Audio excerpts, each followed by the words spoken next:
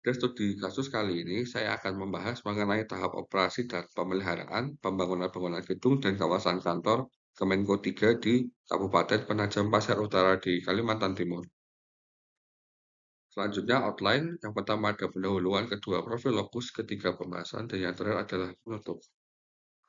Selanjutnya, pendahuluan, jadi bangunan gedung dan kawasan kantor Kemenko 3 ini tujuannya untuk menyediakan ruang kerja bagi ASN Kemenko 3.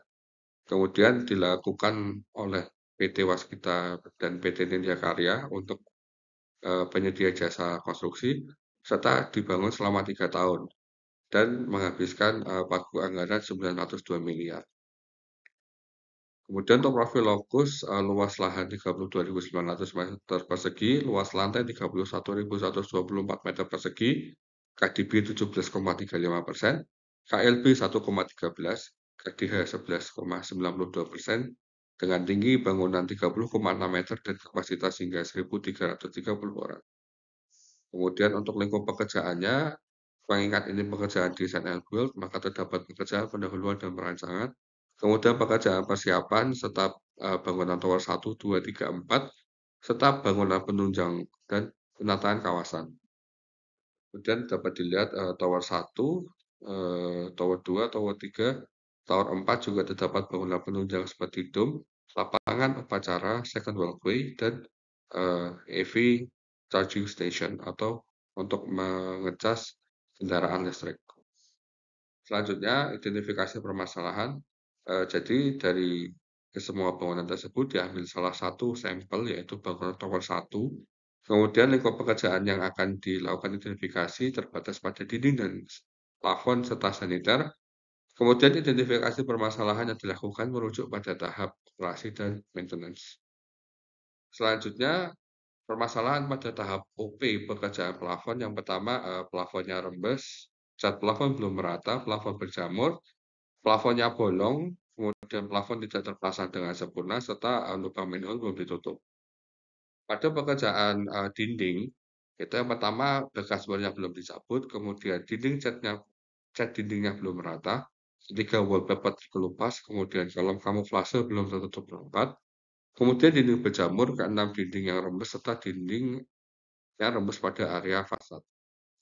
Pada pekerjaan saniter, permasalahan ditemukan mencakup floor drain yang buntu, dudukan jet shower lepas, pada kubikel tidak bisa dikunci, flush tidak mengalir, dan air pada jet shower kecil, kemudian partisi kubikel tidak terpasang kuat, serta partisi kubikel belum terpasang. Kemudian untuk risiko dan dampak dari permasalahan tadi, yang pertama kalau pekerjaan plafon, kalau plafonnya ini cacat mutunya tidak segera diperbaiki, dapat menyebabkan usia plafon berkurang, sehingga biaya pemeliharaannya naik dan menyebabkan plafonnya ini menjadi lapuk dan dapat jatuh menimpa orang di bawahnya. Kemudian untuk pekerjaan dinding, cacat mutu seperti dinding rembes itu dapat menyebabkan dindingnya lembab, tumbuh jamur, sehingga biaya pemeliharaannya itu akan meningkat. Selain itu, estetikanya akan berkurang. Kemudian untuk pekerjaan saniter, cacat mutunya seperti floor drain yang tersumbat menyebabkan kamar mandi tidak dapat digunakan karena greywater-nya mengenyang. Kemudian pada pekerjaan saniter seperti partisi kubikel tersebut, kalau tidak segera ditangani cacat mutunya, juga dapat menyebabkan ketidaknyamanan bagi para pengguna toilet karena partisinya menjadi rawan jatuh sehingga dapat menyebabkan luka bagi pengguna toilet. Kemudian untuk strategi pengendalian mutu, untuk pekerjaan plafon dan dinding, yang pertama adalah memperbaiki sumber kebocoran dari lantai di atasnya, kemudian mengurangi kelembapan dengan dehumidifier, ketika menggunakan membran atau serat pelapis pada plafon dan menggunakan cat waterproof untuk dinding dan plafon. Untuk pekerjaan saniter, strategi pengendalian mutu dapat dilakukan yang pertama, menggunakan mur, baut, gap, dan partisi kubikel baru dalam pemasangan kubikel. Kedua, membersihkan sumbatan pada floor drain. Tiga, memastikan pemasangan dudukan jet shower dan kloset duduk terpasang dengan baik. Kemudian untuk penutup, rekomendasi dalam tahap operasi dan maintenance pekerjaan plafon, dinding, dan saniter. Yang pertama, segera menutup sumber kebocoran dari lantai di atasnya. Kedua, menggunakan cat waterproof untuk bagian yang rawan berjamur atau rembes. seperti di pertemuan dinding plafon maupun dinding dengan lantai. Kemudian tidak membuang sampah sembarangan khususnya pada bagian floor drain dan pipa groundwater.